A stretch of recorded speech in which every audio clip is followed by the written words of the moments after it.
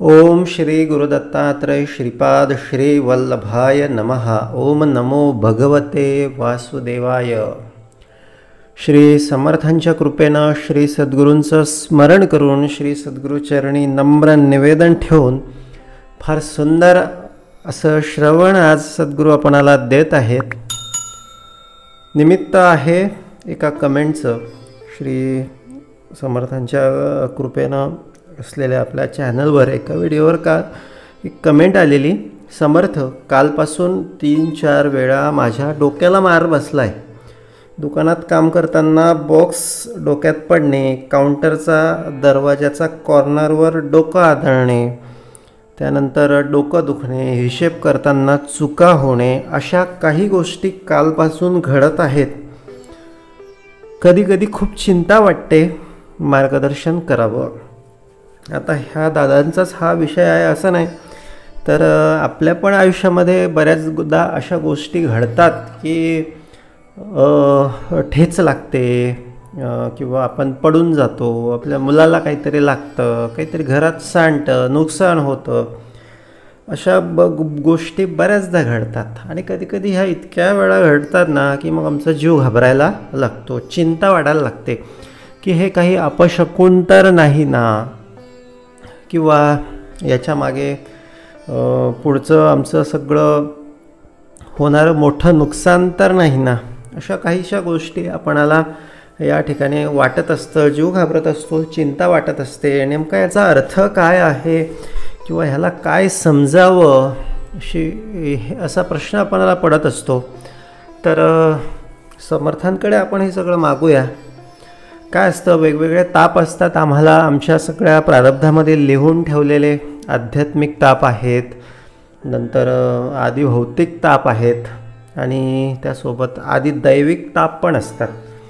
आध्यात्मिक म्हणजे काय, आपल्या शरीरातून असे वेगवेगळे आजार, फोड वगैरे, ह्या सगळ्या गोष्टी, केस गळणे, टक्कल पडणे वगैरे, दात दुखणे, म्हणजे ताप येणे, सर्दी, खोकला, हे सगळ्या गोष्टी शरीरामधून जे आले त्याला आध्यात्मिक ताप असं बोललं जातं। आणि बाहेरून जे सगळे ताप आमच्याकडे येतात, आता उदाहरणार्थ ठेच लागणे, कुठेतरी चटका बसणे, काटा मोडणे, नंतर आसमानी सगळी संकटं, सगळे विजा, वादळ, वारा, पावसात सापडणे, पुरात सापडणे, ह्या सगळ्या गोष्टी ज्या भौतिक सगळ्या पंचभौतिक गोष्टींपासून येतात ना, त्याला आधी भौतिक ताप असंही बोललं जातं। आणि त्यानंतर आधी दैविक ताप, ते यमयातना वगैरे, त्याचा सगळा विषय। तर आपला इथे मुख्य महत्त्वाचा विषय काय आहे की हे सगळं जे घडतं हे कशामध्ये मोडतं मग, तर हे बोलले हे आधी भौतिक ताप म्हणजे बाहेरच्या सगळ्या गोष्टींमध्ये हे सगळं मोडतं। याचा अर्थ काय की हे आधी भौतिकमध्ये मोडतं, याचा अर्थ कुठेतरी हे आमचं प्रारब्ध आहे। प्रारब्ध म्हणजे काय, कुठेतरी आमचं हे थोडंफार संचित असतं आणि ते सगळं आम्हाला थोडंफार भोगायला लागतं। आता भरपूर आम्ही अशा काही गोष्टी, खूप मोठ्या मोठ्या सगळ्या गोष्टी असतात, छोट्या छोट्या पण असतात, त्या छोट्या छोट्या गोष्टींच्या बदल्यात या सगळ्या गोष्टी घडतात। तर त्याच्यातून काही फार मोठा काही त्याच्यात संकेत दडलेला असतो का, तर अजिबात नाही। फार घाबरून जायचं का, तर अजिबात नाही। आता ह्या सगळ्या गोष्टी अशा आहेत ना की बोलले हे सगळं कसं बाण सुटत असतात, प्रारब्धाचे वेगवेगळे ताप आम्हाला येत असतात आणि जात असतात। पण आता याच्यात एक महत्त्वाची गोष्ट आहे की बोलले एक सद्गुरू कृपा जर असेल, उपासना असेल, सद्गुरूंची सेवा, समर्थांची सेवा आमच्या हातून घडत असेल तर मात्र थोडी परिस्थिती वेगळी असते। आणि बोलले ही परिस्थिती वेगळी काय असते, तर बोलले या सगळ्या गोष्टींच्या मागून देखील ना, बोलले जरी काही त्याच्यामध्ये आमचं प्रारब्ध मोठं असेल किंवा फार नुकसान होणारं असेल ना, तर सद्गुरू आम्हाला काय करतात, ते फार आमच्या सहनशक्तीच्या मर्यादेच्या आत सगळं ते आणून देतात।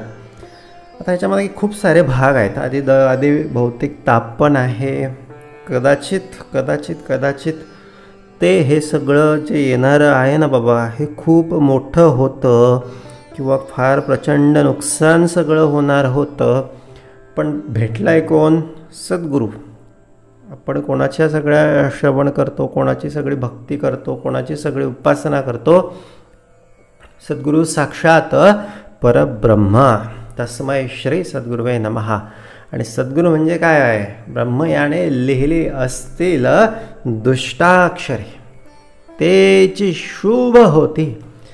आता ते शुभ होती, पण त्याला पण काय करायला लागतं? आता बघा ना, आपल्याकडे आपलं एखादं बऱ्याचदा असं कर्ज थकीत झालेलं असतं, मग सरकारी बँक किंवा त्यांचं ते लोक अदालत असते की ते म्हणतात की आम्ही तुम्हाला व्याज माफ करून देतो किंवा अर्ध सगळं सूट करून देतो, पण अर्ध भरून टाका. सरकारीच सगळं असं होऊ शकतं. खाजगी जर असले ना तर ते घरी असे गुंड घेऊन येतात आणि सगळ्या वस्तू आपल्या जप्त करून घेऊन जातात, आपल्या वस्तूंचा लिलाव करतात. पण सरकारी आहे. बोलले आपण परमार्थात आलो ना म्हणजे आपण सरकारी झालो. आपण सगळं बोलले थोडी थोडकी उपासना, थोडं थोडकं नामस्मरण, जे काय होत असेल नसेल बाबा, तरी आपण सरकारी झालो. आता बरेच सरकारी काही कामं आमचे पटापट होत नाही, पण ठीक आहे, ते सरकारी आहेत असं आपण समजून घेतो आणि थोडं 2 चक्रा शिल्लक मारतो, पण आपले कामं होतात. तर आता एक कुठेतरी छाप मिळाली, कुठेतरी शिक्का पडला की बाबा सरकारी आहे, आणि म्हणून मग ते कर्ज थोडंफार कमी जास्त करून ते त्याचा सरकारचा किंवा त्या सगळ्या सद्गुरूंचा समर्थांचा हेतू काय असतो की बाबा ह्याला नील करायचं. कारण ह्याचं हे जे कर्ज आहे ना, आज नाही फेडलं ना उद्या तसंच राहील, पुढच्या जन्मात पण याला भोगायला लागेल, त्याच्यानंतर पण याला भोगायला लागेल, पुढे कधी ना कधी याला त्रास होणारच आहे. मग काय करायचं? याला आजच बोलले थोडंफार कमी जास्त करून याला मोकळं करायचं. आणि मग खूप मोठा डोक्यावर दगड पडणारा असतो, डोंगर कोसळणारा असतो दुःखाचा, आणि कुठेतरी थोडंसं डोक्याला मार लागला, कुठेतरी दरवाजाच लागला, कुठेतरी बोलले काहीतरी हिशोबातच चूक झाली आणि थोडंफार नुकसानच झालं किंवा डोक्याला ताप झाला, हे अशा गोष्टी घडतात. आणि समर्थ बाकीचं जे कर्ज आहे ना बाबा ते माफ करून टाकतात. थोडंसं बोलले देतात, बाकीचं पूर्ण सगळं गोळा करून टाकतात, नील करून टाकतात. तस्मै श्री सद्गुरुवे नमः. हा सद्गुरूंचा महिमा आहे. म्हणून ह्या 2 गोष्टी आहेत. एक तर हे आदिभौतिक ताप आहेत, ते थोडेफार असले ते आमच्याकडून एक प्रारब्धानं सगळे भोगले जात असतात. आणि जर दुसरा भाग असा, आम्ही जर परमार्थात असू आणि तरी असं घडतं आहे, छोटे मोठे हे नामस्मरण आम्ही जे करतो ना, भक्ती जे करतो ना, त्याच्यातून हे छोटे मोठे तर दुःख सटर सगळे पापं आमचे तर अशीच जळून जातात. आता फार मोठे काहीतरी असेल आमचं, तर मग त्यासाठी थोडं वेळ लागतो म्हणा, किंवा त्यासाठी काही थोडं जास्त पुण्य असायला लागतं, किंवा काहीतरी सद्गुरू कृपा असायला लागते. मग अशा वेळेस हे डिस्काउंटिंग सगळी होत असते. बाबा 10 आहेत ना, 2 भरून दे, 8 तुला माफ. त्याचा अधिकार आहे, तो युगाचा मालक आहे. बोलले त्याला काय कमी पडणार आहे का? त्याला कोण विचारणार आहे? तोच सगळा नियम करणार आहे. तो भाव देखो न भुलला. आता सुदाम्याचा भाव त्याने पाहिला, आणि सुदाम्याचं सगळं शहर, सगळं बायका मुलं, सगळं राज, सगळं परिवार सगळा त्याने करून टाकला. आता त्याचा काही हिशेब आहे का? आता सुदाम्याचं पुण्य असून किती असेल काय? तर बोलले थोडंफार त्याने दिलेले असेल, काहीतरी कृष्णाला काहीतरी फुटाणे दिलेले असतील, काहीतरी असेल. बोलले थोडंसं काहीतरी चूक केलेली होती म्हणून हे दिवस आले, पण काहीतरी पुण्य पण असेल ना, म्हणून मग बोलले पण त्याच्या बदल्यात एवढं कोणी देतं का? पण देतो. देणारा देव आहे. कोण आहे? देणारा सद्गुरू आहे, देणारा भगवंत आहे. त्याच्या देण्याला मर्यादा नाही, त्याच्या सगळ्या असण्याला मर्यादा नाही, त्याच्या सगळ्या कार्याचं वर्णन आपण सगळं करू शकत नाही. म्हणजे किती देतो काही मर्यादा नाही. पण ते देण्याच्या आधी मग असे छोटे मोठे पण परीक्षा पण तो बघत असतो. जसं मग आता हे काही थोडे छोटे मोठे गोष्टी आल्या, छोटे मोठे अडचणी आल्या, छोटे मोठे संकट आले की मग आम्ही काय करतो, आम्ही कसं रिॲक्ट करतो, आम्ही कसं त्या ठिकाणी प्रतिक्रिया देतो हे पण तो बघत असतो. आता त्या शूद्राचंच बघा ना, श्री गुरुचरित्रामध्ये तो शूद्र सद्गुरू संगमावर स्नान करण्यासाठी जायचे आणि तो शूद्र असा येऊन आड पडायचा. सद्गुरू कधी मागितलं नाही. भक्ती त्याची मस्त अशी छान भक्ती होती, निर्मळ भक्ती होती, निश्चळ भक्ती होती. अशी भक्ती आम्हाला पण मिळाली पाहिजे असं जे त्याचं सामर्थ्य आहे किंवा त्याचा जो भाव आहे तो भाव आमच्याकडे असा प्रकटला पाहिजे. बोलले भाव असं खूप सारं केलं पण भावच आला नाही, काय उपयोग नाही.